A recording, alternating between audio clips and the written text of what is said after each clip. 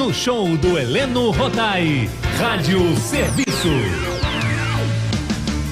Pontualmente às 9h30 no Rádio Serviço Saúde Especial de domingo, mais uma vez, a participação do grande médico endocrinologista, chefe do Serviço de Clínica Médica do Hospital Federal dos Servidores do Estado e ex-presidente do CREMERG, meu amigo e grande tricolor, Dr. Silvio Provenzano. Hoje o Dr. Silvio vai atender o pedido da nossa ouvinte Isabel Moreira, moradora de Marechal Hermes. Ela nos contou que sempre sofreu de prisão de ventre, mas agora a situação tem piorado muito e ela passa às vezes uma semana sem ir ao banheiro evacuar. Por isso, claro, com toda a razão, preocupada, ela pediu informações sobre este assunto: constipação intestinal, conhecida como prisão de ventre. Bom dia, bom domingo, doutor Silvio. Bom domingo, Helena, aquele tradicional beijo carinhoso de domingo para toda a família Tupi. Agradecer a Isabel Moreira para falar sobre um assunto tão importante. A gente vai contar algumas coisas que acho que a família Tupi nem sabe a respeito disso.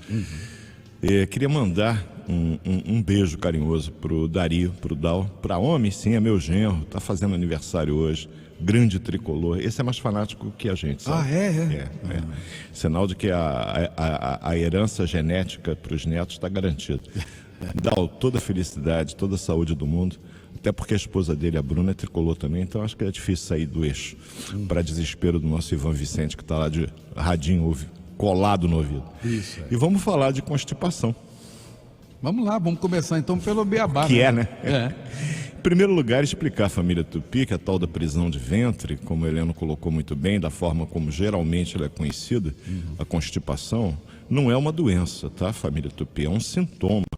Na medicina a gente aprende no quinto período de semiologia, que eu dei aula durante muitos anos, existem sintomas e sinais. O que é um sintoma? É tudo aquilo que o paciente informa ao médico, aquilo que ele está sentindo. E sinal é tudo aquilo que, mesmo que o paciente não conte, você olha e vê.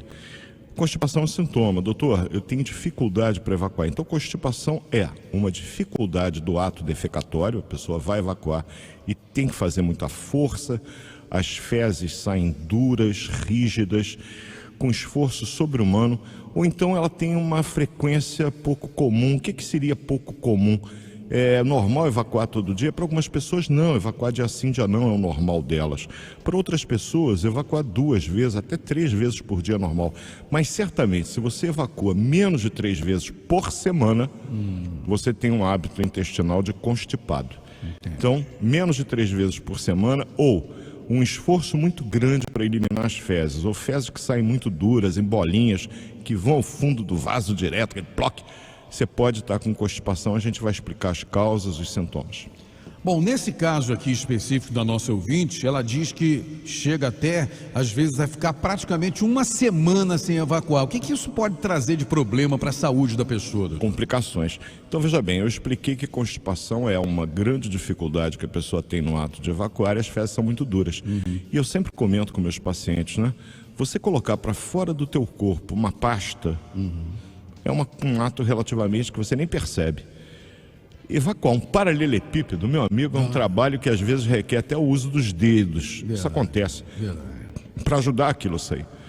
O maior problema de ficar 7 dias sem evacuar, as células do intestino grosso, elas não têm nenhum poder de absorção de nutrientes, porém elas absorvem muita água.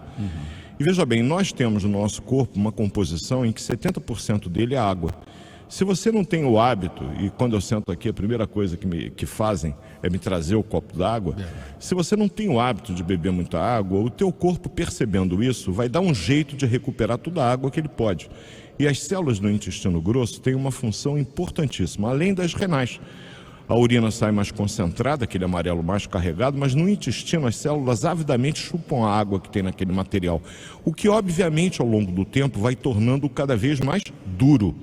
E aquilo que eu volto, você eliminar uma pasta é uma situação, eliminar um paralelepípedo é outra. Principal complicação, ficar 7 dias você pode formar um fecaloma. Já ouviu falar em fecaloma? Não. Fecaloma, na verdade, é uma espécie de tumor constituído por fezes, não é de células malignas. É tão duro aquilo, forma uma obstrução no intestino, evitando que novas fezes que estão sendo formadas consigam passar. Então veja bem, uma pessoa que fica muito tempo sem evacuar No momento que forma um fecaloma e obstrui a passagem, esse fecaloma vai progressivamente aumentando de tamanho. Qual é a consequência disso? Bom, o indivíduo não está evacuando, eventualmente ele ainda elimina gases, porém a barriga começa a distender, inchar. É verdade. Né? Isso pode ser acompanhado da presença de vômito. Pô, não vai por baixo, vai por cima, a pessoa vomita. Eventualmente, inclusive, uma coisa que algumas vezes eu vi em emergência, que é o chamado vômito fecaloide. É com pedaços de fezes. Nunca ouvi falar nisso. Eu já vi algumas vezes, não foi uma vez não. Isso é uma obstrução intestinal, e a causa da obstrução intestinal pode ser esse fecaloma. Então, a principal complicação, razão pela qual quem tem constipação precisa sim ter uma atenção médica adequada. Até porque existem várias causas, desde o mau funcionamento do intestino, chamado intestino preguiçoso, até a causa mais comum, que é erro alimentar. E corrigindo esse erro alimentar, o que requer da pessoa uma mudança de hábitos, evidentemente, muitas vezes se resolve o problema, que é importante, sem o uso de qualquer medicamento, porque as pessoas com constipação, com prisão de ventre, por autorrecreação, aquela história de que eu sou médico de mim mesmo, começam a fazer uso de um monte de remédios que, ao invés de ajudar, podem até atrapalhar. Você vai me perguntar outras causas de prisão de ventre? Vou, mas antes eu tenho uma curiosidade aqui, doutor Silvio. Pode falar abertamente, não tem nenhum problema. Às vezes a gente conversa com algum médico e fica com receio de falar uma coisa mais Uma coisa pesada. que o serviço de saúde não tem é vergonha na cara. A gente fala de tudo abertamente. Então eu vou te fazer, eu sei que o senhor vai responder. Vamos supor, essa nossa ouvinte, uma semana, resolve ir para o hospital. Como é feita essa retirada do acúmulo? Normalmente o médico examina, ele tem que colher a história do paciente, ele examina, eventualmente ele pode achar interessante fazer algum exame de imagem para ver se detecta alguma coisa, mas na emergência a gente faz o chamado enema, clister, que é uma lavagem intestinal. Então coloca-se uma espécie de óleo vaselinado que vai lubrificar aquelas fezes e aquilo é injetado através do ânus. Entendi. Normalmente, se houver já um fecaloma, aquilo vai começar a corroer o fecaloma, permitindo a descida dele. Com auxílio de massagens abdominais, isso normalmente acontece. A própria enfermagem no hospital, ela é treinada para fazer esse tipo de procedimento nas emergências. Então, é o clister que normalmente é feito. Mas fazer de tudo para a gente chegar nesse ponto, porque tem pessoas que chegam a ficar 15 dias sem evacuar. Que isso? E isso ocorre em determinadas situações, viu, Helena? Por exemplo, se o indivíduo for portador de alguma sequela de problema neurológico, teve um traumatismo raquimedular, aquele PAF, aquele projétil de arma de fogo, aquela bala que pegou na coluna e ficou paralítico. Esse indivíduo normalmente fica ou cadeirante ou acamado. Ele normalmente vai perdendo a força da parede abdominal e por ficar muito tempo deitado, sem ter inclusive o auxílio importantíssimo da aceleração da gravidade, que empurra tudo para o centro da terra, para baixo, ele ficando deitado, aquelas fezes ficam ali boiando. E o intestino vai reabsorvendo. Muitas vezes ele não evacua um dia, não evacua 2 dias, não evacua 3 dias, ninguém se lembra de tirar o vovô ou a vovó da cama, continua deitado. De repente está a barriga inchando, já fez um fecaloma.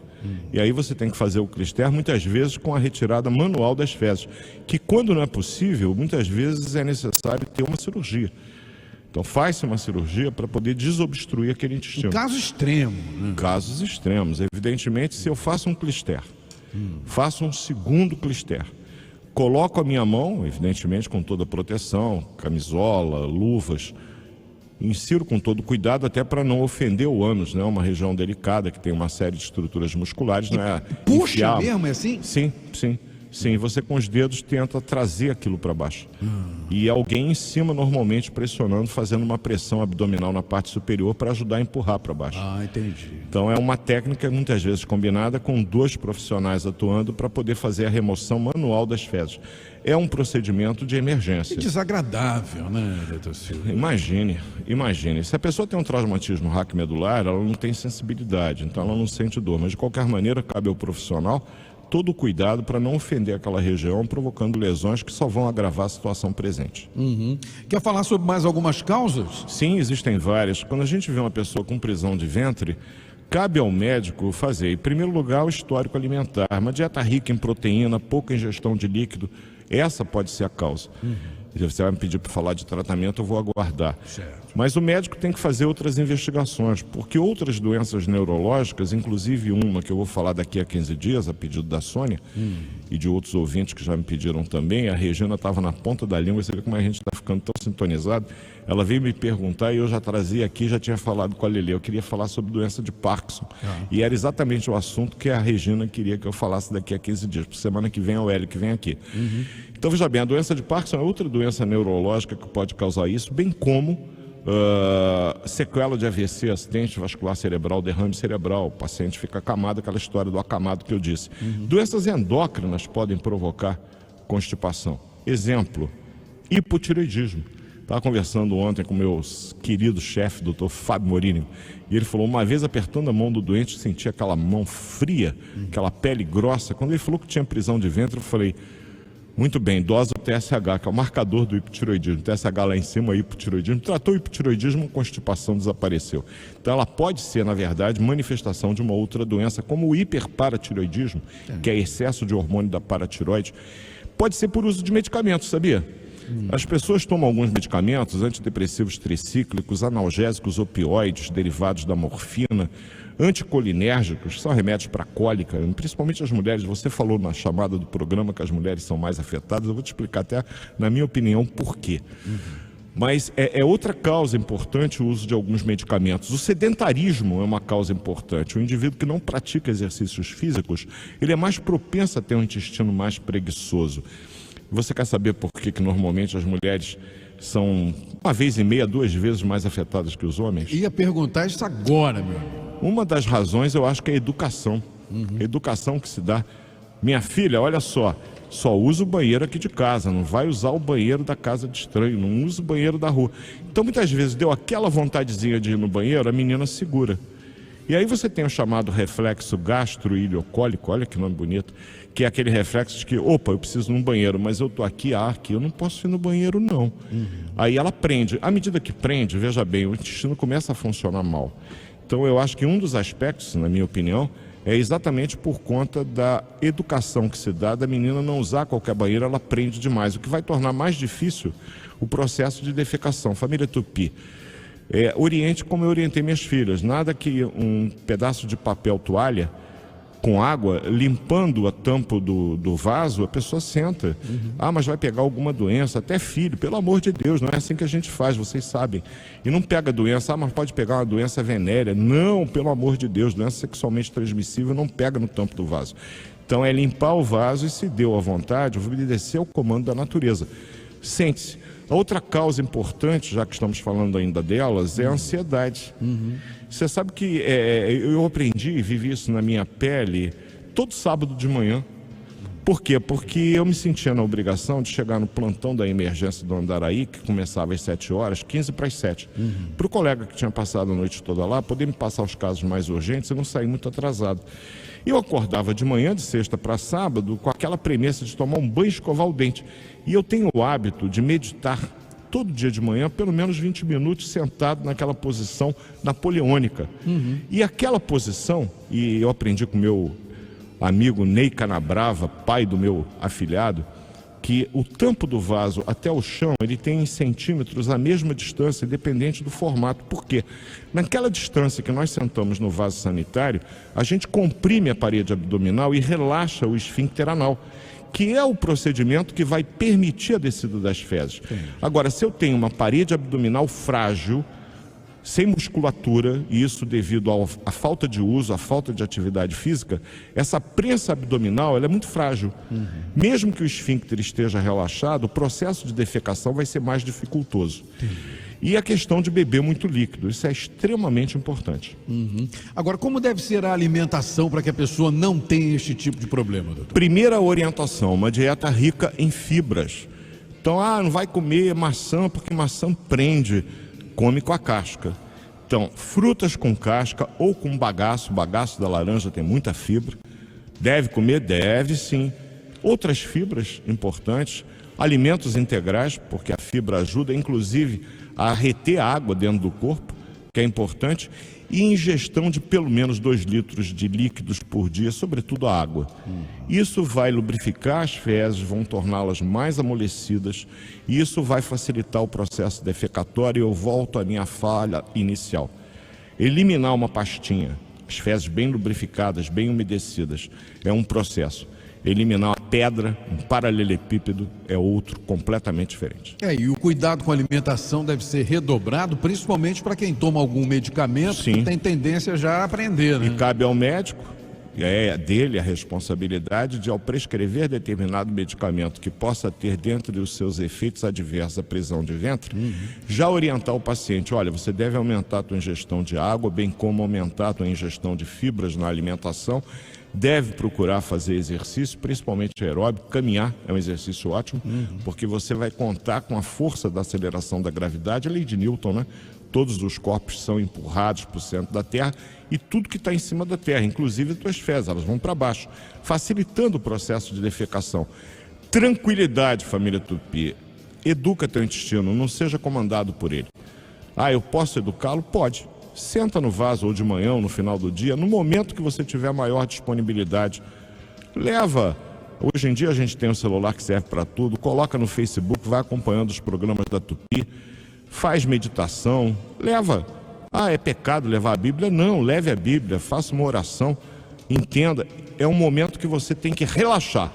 Porque você estando relaxado, não estando contraído, eu te garanto que lá embaixo, de repente, quando você menos percebe, começou a funcionar direitinho. Pois é, o problema é que tem gente que fica viciado no remédio e acha que só consegue evacuar tomando o remédio. E aí é que está o problema, né? Porque a pessoa não vai parar de tomar o remédio nunca, então. Pois é, e o uso crônico desses remédios, ele traz algumas complicações. Eu falei do fecaloma, mas eu tenho hemorroida como uma complicação da prisão de ventre, porque a força que o indivíduo faz é tão grande que aquelas veias que tem em volta do ânus, elas têm uma pressão aumentada por esse esforço. E a hemorroida nada mais é do que uma trombose numa veia que dilatou. Entendi. Então é uma complicação da prisão de ventre, a hemorroida, mas eu posso ter uma fissura. O que é uma fissura, doutor Silvio? É que no esforço de defecação eu posso fazer uma ferida em volta do ânus. Fazer uma fissura não. Então, além da hemorroida, a fissura. E eu posso ter a formação de divertículos, que nada mais são do que dilatações do intestino e que tem como uma das suas causas, além da fragilidade da parede do intestino, o aumento da pressão intraintestinal. Claro, eu estou fazendo uma força enorme, eu tenho fezes endurecidas ali, a pressão naquele lugar é muito grande, a parede do intestino pode começar a dilatar, formando os saquinhos, que nada mais são do que os divertículos. Para encerrar, e a gente tentar fechar um assunto que é extenso, eu tenho a constipação aguda e a crônica. Veja bem, a constipação aguda é aquele indivíduo que tinha um intestino normal e de repente ficou preso. Pode ter sido por falta de ingestão de água, pode ter sido por estresse, são as causas mais comuns. Tem que ter orientação. Constipação crônica da nossa querida Isabel. Já vem há tempo sofrendo disso, que provavelmente faz uso de medicamentos e, como você muito bem alertou, por automedicação com os seus riscos que tem. Mas quando eu tenho um quadro agudo, principalmente numa pessoa de certa idade, eu tenho que pensar também num tumor. Por quê? A presença de um tumor no intestino vai criar um obstáculo à passagem das fezes. E, evidentemente, cabe ao médico, através de exames adequados, investigar essa possibilidade. E hoje o tumor de intestino, quando diagnosticado, e eu sou prova viva disso, numa fase precoce, é curado, 100%. E mesmo aqueles que são diagnosticados numa fase um pouco mais avançada, com os recursos desenvolvidos na medicina, na área da oncologia, o indivíduo tem uma expectativa de vida maior com boa qualidade. Então, surgiu uma prisão de ventre, consulte um médico. Cabe a ele, dentro do ato médico, da responsabilidade que é só dele, do qual ele precisa saber que pode ser cobrado, fazer a história clínica, o exame físico, os exames laboratoriais, dosagem de um TSH, os exames de imagem necessários para poder diagnosticar. Então, família Tupi, use remédio sob supervisão médica, o que serve para o teu vizinho da esquina pode te fazer um mal muito grande. Esse é o recado desse domingo. Primeiro, desejando um ano novo abençoado para todos vocês. Domingo que vem, doutor Hélio com a gente aqui, né? O doutor Hélio vai falar de um assunto interessante e importante, que são as inflamações do ouvido, as otites.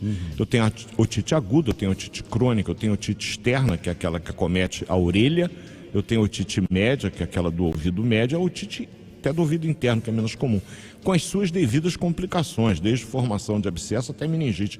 E eu já estou fazendo o programa do Hélio, dando boa vida para esse sujeito, que não vale nada, mas é um grande tricolor, um forte amigo que eu tenho.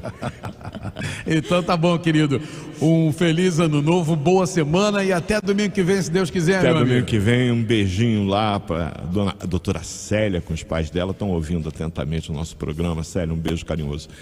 Você vai estar no último domingo, tá? Infecção urinária de repetição. Eu vou estar no meio falando de Parkinson. A gente já tem toda a programação do Serviço de Saúde para a família Tupi nesse começo de ano. Maravilha. Um bom dia, um beijo para vocês. Obrigado, Heleno. Obrigado, Regina, Lelê, Gustavo, Ézio. Obrigado. 9h50. Show do Heleno Rotário.